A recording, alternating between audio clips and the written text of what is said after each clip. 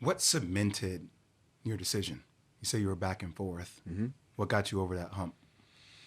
Well, it was the text message from Bill Belichick that confirmed a lot of the things that um, you know I believed were going on for blacks, minorities in the hiring process.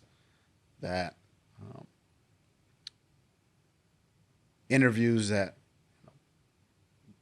blacks and minorities were going on were um, we weren't getting a true opportunity in those interviews to showcase our abilities, and me personally to showcase my abilities. So to walk into an interview where um, a decision's already been made, um, you know, that was the tipping point for me. Hey everybody, welcome to the Finance Rebel Show. I'm Kamari Ellis, your host. You know, on the Finance Rebel Show, we talk about all things money, taxes, stocks, business, economics. But today, the focus is black wealth. In particular, I wanted to talk about this Brian Flores case with his NFL accusations of racial discrimination or point shaving or whatever you may call it.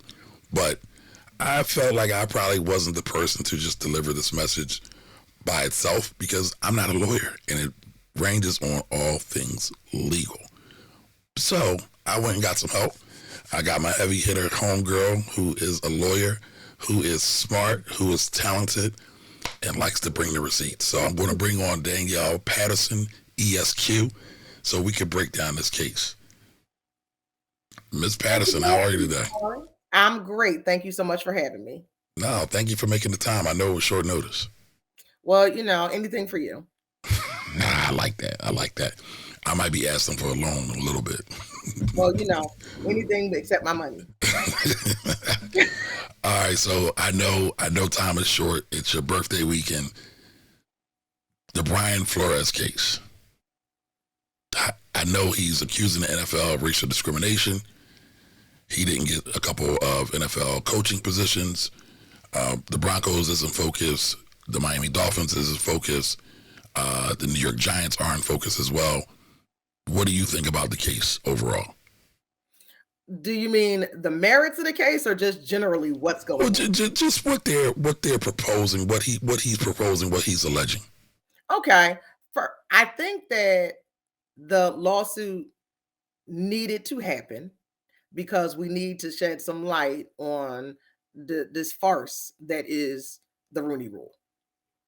And the only way that was going to happen is somebody actually spoke out directly about how the Rooney Rule not only doesn't work, but also how the game is being played to look like they are moving forward with inclusion and diversity in an NFL. Now, before we go any further, what's the Rooney Rule? So the Rooney Rule says that if there's any coaching position, head coaching position, that you have to at least interview some minority candidates and to have them in consideration. So the idea here is that you've got this all boys club, all white boys club, and the only way to make space is to bring in some people of color. Great. So what we do is all you have to do is interview. Doesn't say you have to hire. It doesn't say 10% of the coaches need to be. It just says, hey, you need to have some people that were in consideration. And so they send out folks in consideration, but they never seem to get the job. I mean, right now we have exactly one, Mike Tomlin. That's it. So what they did was the Rooney Rule said that these teams, which were looking for new head coaches, needed to interview some people of color. And so they call in Brian Flores, who's well qualified and quite credentialed. And the Broncos, the Giants, and he finally ends up at the Dolphins. But what happens? It was a farce search, meaning they already knew who they were going to hire. They already had their candidate, and all they were doing was complying with the Rooney Rule. So, and it's really, really interesting to watch the talking heads put a new spin on it, which is, well, if the job hadn't been accepted by the other candidate, then technically he still was in contention. Well, it's like this. If I've got 3 candidates and I've got the one that is already my first choice, why am I going to continue to interview? We're not going to continue to interview. But the Rooney Rule says that we need to continue to interview so that it can look like the job was still open. If I've already hired somebody, then I've already hired somebody. And this is very, very common in the racial discrimination space of law, because we get it a lot when we say, well, the department is all white, this particular network is all white, and what happens? They say, well, there were no qualified Black candidates, because guess what? We can see it, what's going on in SCOTUS. All of a sudden, there's all these questions about the credentials of nominees to the Supreme Court. Oh, well, it's fine if it's a Black woman, if she's qualified. Believe me, come on now. Y'all just put, like the Iron Maiden on the court, and Clarence Thomas had never tried a case. Like, we had all kinds of craziness with Republican nominees, but all of a sudden you talk about a Black woman and it's if she's qualified. And we all know that, when it comes down to Black people, not only are we qualified, we are usually overly qualified. And exactly. So it's the same thing with Brian Flores now looking at these head coaching positions. And then they'll always get you with this one. Well, we're looking for somebody who fits in with our culture. So then those are all, all of the go words for white. So was he fired from the Dolphins, or did he quit? What prompted the lawsuit? No, he was fired from the Dolphins after basically a winning season. And, for them, like, it was a winning season for them. In 2 years, look at it. Brian Flores ended up with a quarterback that he didn't want or recruit. He actively told them this was not the quarterback that he wanted. They got him anyway. He was working, with wide receivers that he didn't want, but he inherited. He was working with offensive linemen that he didn't want, but he inherited, and was able to make something out of absolutely nothing. He was able to make something out of absolutely nothing, so much so that the idea was, can you lose a little bit better so that, we need you to lose more so that we can, get better draft picks. And I have always found that to be something very fascinating. We talk about point shaving, because that's basically what it is, right? Is people who have risen to the level of being an NFL player, an NBA player, a baseball player, any of these people, they are competitors by nature. So the whole concept of telling somebody who all they want to do is win to go lose, and then to think that you're going to get 52 players to go along with it, 52 players on a football team, is really, really ridiculous. And so what happened? Didn't happen. But what's more interesting there, Kamari, is that the owner of the Dolphins also owns one of these online sports betting things. So wait a minute, let's back up real quick, because you introduced point shaving. So he's alleging that he was asked to do point shaving. Is that correct? Well, yes, basically. He was asked to lose more games. And who asked him to do that? The owner of the Dolphins. And the owner actually owns a gambling establishment. Yes, an online sports betting agency. And there's no rule in the NFL to bar that as a conflict of interest? Well, I think it's like anything else. And we saw this, with the whole Trump administration. It's, it's not illegal until you get caught. So, we hide it in subsidiaries, and, they're supposed to be in silos. I'm not betting for my team. I'm not betting against my team. So I think that is probably the most meat and bones part of the allegation from this lawsuit. What the NFL, that's the part that I really want to see, because the NFL has to take action immediately. That's not something that needs to sit for a while. And so, here we go. We're coming up on the weekend. Next weekend is the Super Bowl, and, the commissioner is going to have to come out to speak, and he's supposed to make a statement on Monday. So that's going to be very interesting. And I think that the most significant thing that is urgent and pressing right now, especially as we go into the biggest gambling week of the year, the Super Bowl, it's the biggest gambling week of the year. Hey, commissioner, what are you going to do about point shaving? Because I'm going to tell you, just with all the stuff going on, this is Danielle. We never had the home team actually play in their own stadium for the Super Bowl. And then last year, Tom Brady does it with the Bucks. And that's the first time it's ever happened. And then this year, the Rams going to do it. It's like, wow, so this is a new thing. So Philly, I need y'all to get it together. We need a dome. Because they used to tell us that the reason that we couldn't have a Super Bowl was because it was too cold here. But then you went to Minnesota. You went to Minnesota because we played Super Bowl 52 in Minnesota. And you went to Detroit. And then both of them places are colder and snowier than Philadelphia. That's just, I got to point that out. Right. And so for the record, Danielle and I are both Philadelphia natives, right? So you saw that Eagle love come out. All right. So in this lawsuit, Brian Flores is talking about point shaving, discrimination. John Elway just came out and said that he had no parts in this. He thought it was really unfair that they brought him into this. What do you think about that? Well, this is where it is. You don't get brought into things. You are a piece of your cog in the wheel. So when we talk about a conspiracy, because that's basically what this is, that the owners or the NFL basically conspiring to make sure that it remains lily white but we're putting, things in place to make it look like we're trying to do something better. And so what happens if you have information? You have information. It is no different than I have any other lawsuit going on with any. Hey, you're a witness. You were there. You were part of these conversations. You were somebody who made decisions. You were people who they look to for input. That doesn't mean that, leave you out of it. It doesn't work like that. If you have factual information, you have factual information. I think what he's more mad about is the fact that not only is he in it, it's a 58-page complaint with receipts about how Elway is in it. Just like, Belichick sending a text message. Yeah, that's hilarious. You sent it to the wrong Brian. I'm sorry. I actually think it was on purpose. Okay. I actually don't think that it was an accident. I think that's how he's playing it. But I think that it was on purpose. So for the record, right, I just want to be totally honest and transparent. I am not the super big sports fan, right? Okay. But I found this issue to be very interesting because here we have a racial discrimination lawsuit with a black coach against the NFL who's been known to be kind of anti-black to a certain degree. We saw what happened with Colin Kaepernick and everything else. But then Brian Flores now has a white legal team. Not just any white legal team.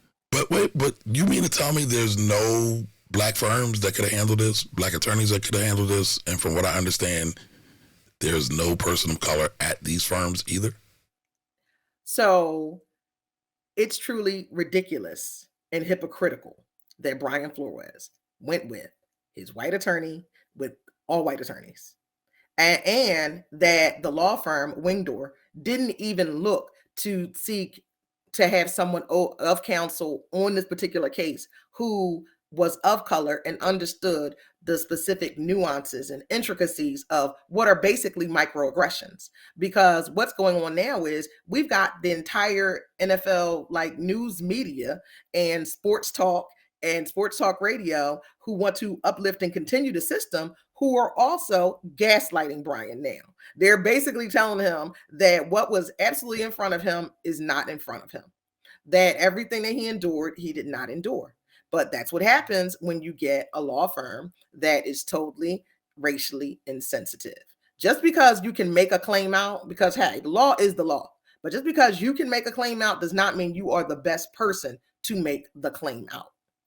Especially this particular law firm. What's so special about this law firm? So he does the Wingdor law firm has made, millions doing discrimination lawsuits. Discrimination lawsuits have been against Fox News, and they're about discrimination there.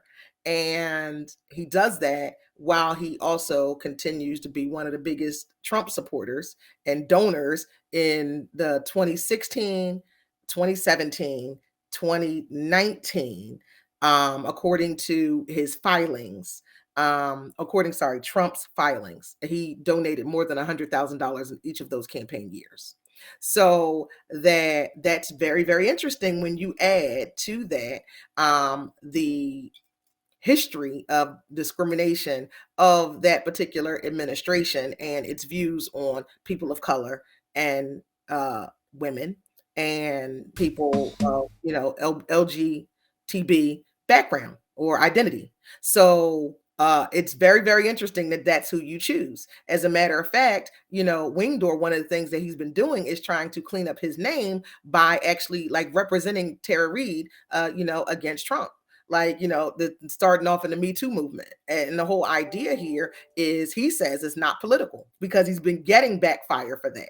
So now are you representing Brian Flores to help with your new outlook on the media, like making yourself look good again? But you back up. Who is Terry Reid? Tara Reid, but one of the Me Too people who so the kind of one of the Me Too folks, and dealing with Fox News. So, and actually that was going back and forth because at the time Trump wanted Wingdoor to recuse himself from that case. And at the time Wingdoor was taking the case, he had taken it pro bono. And interestingly enough, he did fire his client, Tara Reid. So she did not have representation. So again, the just turns into who's pulling the strings. Now, on the other side of that, and I got to be honest, when you think about that and you're looking at that, what you also have to know is what's going to happen with this particular lawsuit. So what's going to happen? First of all, it's an arbitration clause. This is not going to anybody's jury. It's not. The arbitration clause is pretty ironclad. So that's where it's going. So it's not really a lawsuit then? It's not really a lawsuit, just like Colin Kaepernick. He went to arbitration. So the whole idea that this whole complaint was leaked is very, very interesting. It's very interesting. So we have this complaint, and there's Title VII claims of race discrimination. There's New Jersey violations of the discrimination, New Jersey. Violations of the Florida anti-discrimination statute, and violations of the New York anti-discrimination statute. So it's 3 different jurisdictions. Very interesting. Everyone has different law. Title VII and 1981 claims make it a federal lawsuit, making a uniform issue. Okay, so and that issue is very interesting because there's an administrative process. If you had just filed 1981, you don't have to do, but Title VII, you actually have to do the administrative process. And if you don't do the administrative process, you get kicked out of court. That's really simple. You get kicked out of court. So, but it's not going to court. It's going to an arbitrator. So yeah, because normally, like, honestly, they filed this, and that's the reason I was looking into it. Because I'm like, why would you make those claims? As a matter of fact, what I would do as an attorney, I wouldn't even have made those claims because I don't want to get kicked. I would have left the Title VII alone, kept it at Section 1981, and then the violations of New Jersey statute, New York statute, and Florida statute. But they didn't do that. And I think that's very interesting. There's going to be some political fallout for that, but there's also going to be it was an opportunity to basically try this case in the media so that the NFL caves and gives up more money. But I don't see it being an opportunity that everybody thinks it is, because everybody keeps talking about it's going to be a class action. It's going to be a class action. You can't have a class action at the arbitration level. What would have to happen is just like with the CTE, they're going to go to arbitration. Then there are going to be some individual lawsuits and then the NFL steps in and said, okay, we put this fund together. If you recall, it took 20 years before it actually became a lawsuit. I think longer than that, right? Before it actually became a lawsuit, because it kept going to arbitration. And so That's when we just started here again. It's going back to arbitration. So that's very interesting. So this is, in your opinion, just smoke and mirrors? Well, I think that it is. But I also think that there can be everlasting and long-lasting change because they're put under a microscope. But what we know is that people love football. It is what? Right America's now, number one sport. I know baseball is America's sport. Not only is it number one sport.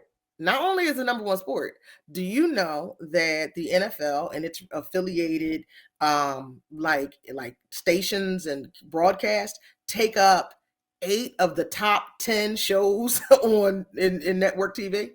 8. No, I didn't know that. 8 of the top 10. So I'm sure Monday Night Football, Sunday night, Thursday night, I think, is there. So wow, yeah. So Plus the Super Bowl. it's 8 of the top 10 slots. So when you're talking, we're not just talking about the NFL dollars. We're talking about sponsorship money. We're talking about what the TVs are seeing. We're talking about what the radios are playing. And similarly on Sirius XM, the top 5 shows on Sirius XM are not music related. They are all sports talk. So they are all sports talk. So if you look at that, you really see the juggernaut that this can cause, that there has to be change. But what we also know, and we learned this from Colin Kaepernick, people are still going to watch it. There, we tried. I didn't. I ain't gonna front. I didn't try boycotting. I knew I was turning that TV on. Okay, I knew I was going to. But come on, you not down for the cause, sister? It wasn't that I wasn't down for the cause. I did not believe that turning the TV off was the way to effectuate the change. Right. Because we weren't going to make a big enough ratings dip to effectuate the change. Right. So, I agree. But not only that, my issue with the boycott was we're not going directly after sponsors. We're going after the derivative of the sponsors, and that's never going to work. And that's what I was saying. I said, if we wanted to make an issue, then we need to decide that we wasn't drinking Bud Light no more. Not that we wanted to say, I'm just going to turn football off. No, we're not drinking Bud Light no more. Because if we stop drinking Bud Light, you know what? The Anheuser-Busch people going to feel it immediately. Okay. And the crazy thing is about Anheuser-Busch, they own so many beer brands. It's not just Bud Light, Michelob. I think they even do distribution for like Corona. Their tentacles spread out so far, so wide. We basically would either one had to start creating our own beer, black people that is, or two, just go totally dry. And I don't think that's going to happen. And it's unfortunate. People say, well, we can't do things like we did in the 60s. I'm like, because there's this thing that they came up with in the 80s called synergy, which was they melded all the brands of everything together. And that's why this doesn't work. We no longer just taking Philadelphia. You ride SEPTA and you say, okay, we're gonna boycott SEPTA, but we're gonna get on the regional rail because that happens all the time. That even happens during the strikes. Okay, well the bus is not running, but the regional rail is running. And if you know what, we can still take Patco and get an Uber.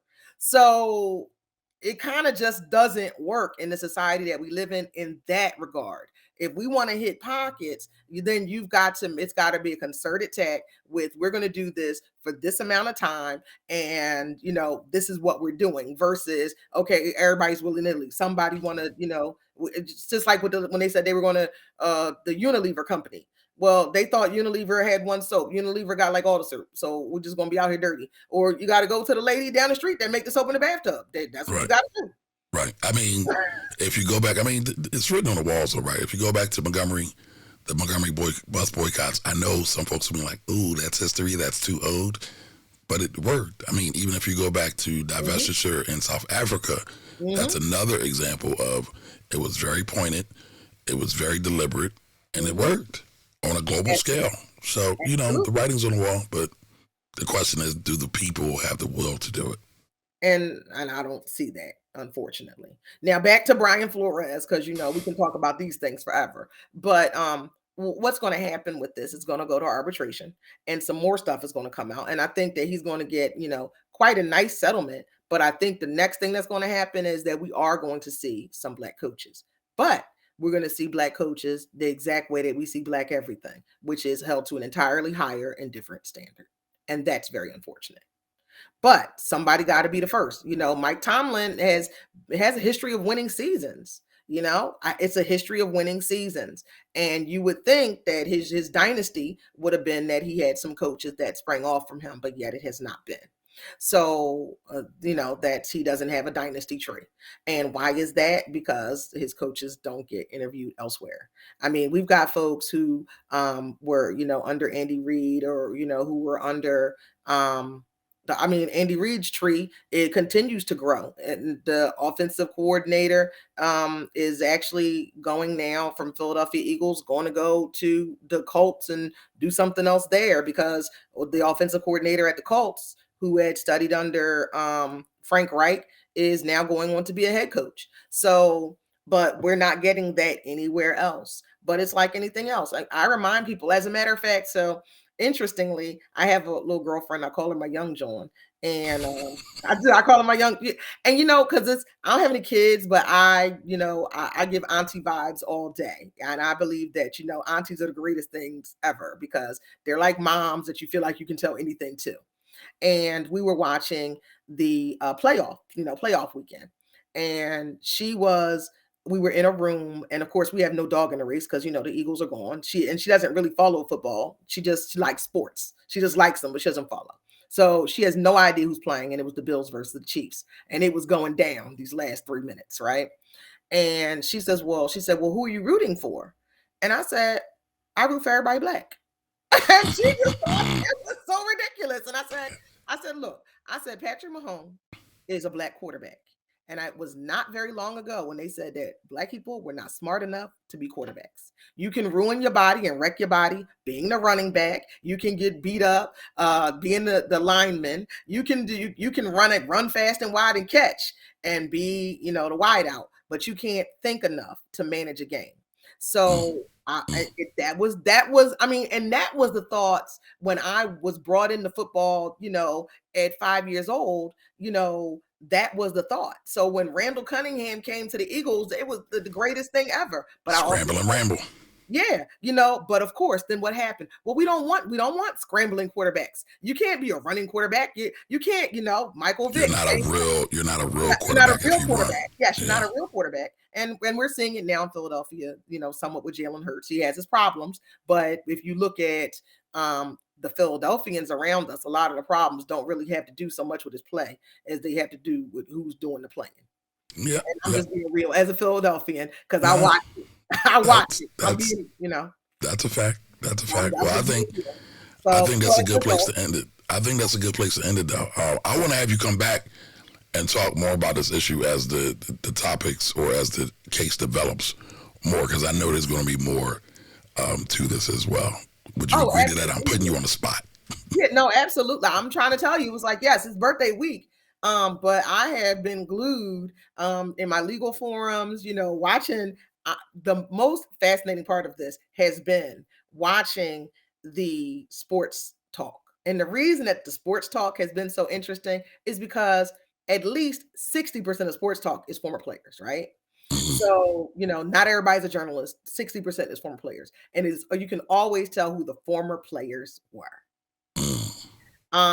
Because and you can also, I can keep my eyes closed and I can know, not just because I can, hear black people, because you can.